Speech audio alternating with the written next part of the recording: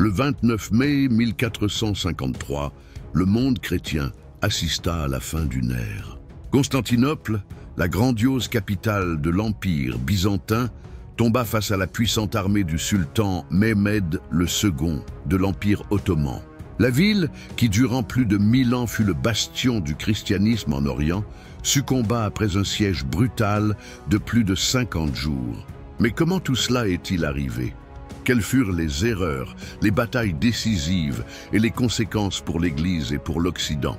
Dans cette vidéo, nous allons plonger dans l'histoire de la chute de Constantinople en comprenant non seulement les détails de la bataille, mais aussi le contexte politique et religieux qui mena à ce moment. Alors, restez avec nous jusqu'à la fin, car cette histoire ne parle pas seulement d'une ville tombée. Elle concerne la fin du Moyen-Âge, l'ascension d'un nouveau pouvoir et l'un des moments les plus dramatiques de la foi chrétienne. La chute de Constantinople ne fut pas un événement isolé, mais le résultat de siècles de pression sur l'Empire byzantin. Au XVe siècle, l'Empire se réduisait à peu plus que la ville même de Constantinople et quelques possessions dispersées.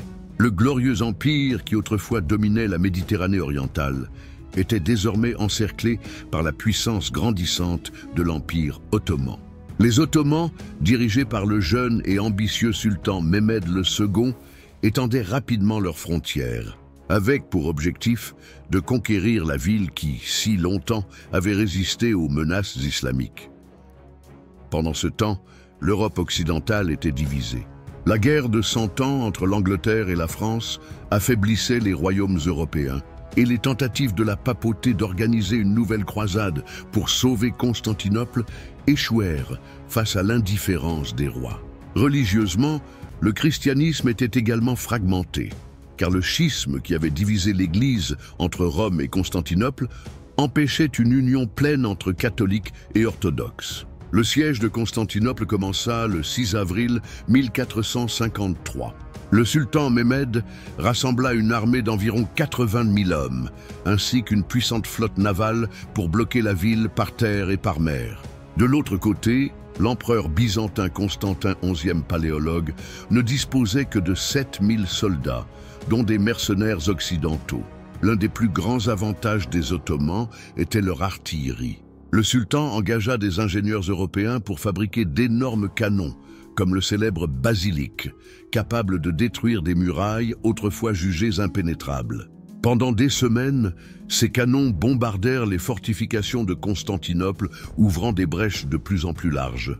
Malgré l'infériorité numérique, les défenseurs résistèrent bravement. Les Byzantins utilisaient des techniques de réparation rapide des murailles et lançaient des sorties audacieuses contre les assiégeants.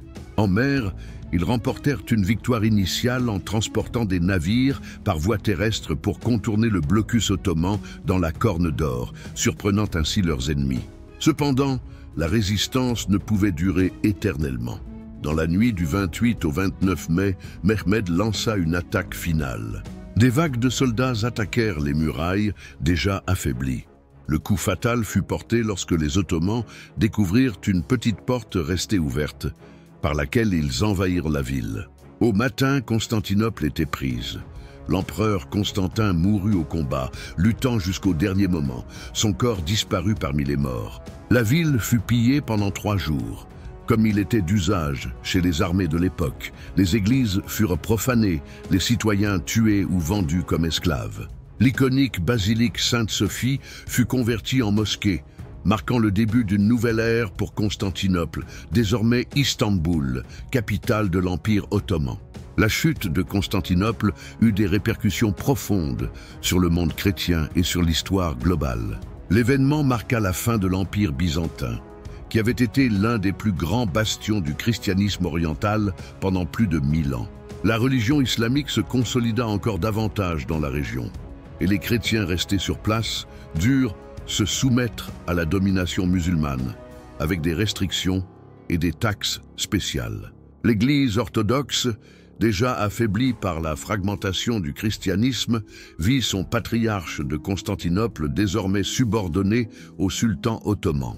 D'un autre côté, La chute de la ville renforça aussi l'Église catholique en Occident, qui se vit désormais comme la seule grande puissance chrétienne à résister à l'expansion islamique. De nombreux intellectuels et savants byzantins fuirent vers l'Occident, emportant avec eux des manuscrits et des connaissances qui contribuèrent à la Renaissance. Ce flux de savoir stimula la science, l'art et la philosophie en Europe, insufflant une nouvelle vitalité à la culture occidentale. La conquête modifia également l'équilibre commercial en Méditerranée. Les Ottomans prirent le contrôle des routes entre l'Europe et l'Orient, rendant les épices et produits orientaux plus chers, ce qui poussa les Européens à chercher de nouvelles voies commerciales. Ce facteur fut crucial pour le début des grandes découvertes, qui mèneraient à la découverte de nouvelles terres et à l'émergence du colonialisme européen. La chute de Constantinople fut l'un des moments les plus marquants de l'histoire, symbolisant la fin du Moyen Âge et le début d'un nouvel ordre mondial. Aujourd'hui, Constantinople reste un symbole de résistance, de culture et de foi. Ces monuments, comme Sainte-Sophie, portent les marques de cette transformation, servant de mémoire d'un passé glorieux et d'un moment décisif dans l'histoire de l'humanité. Si vous avez apprécié ce voyage à travers l'histoire, n'oubliez pas d'aimer cette vidéo, de laisser votre commentaire et de vous abonner à la chaîne pour plus de contenu sur les grands événements de l'histoire de l'Église. On se retrouve au prochain épisode.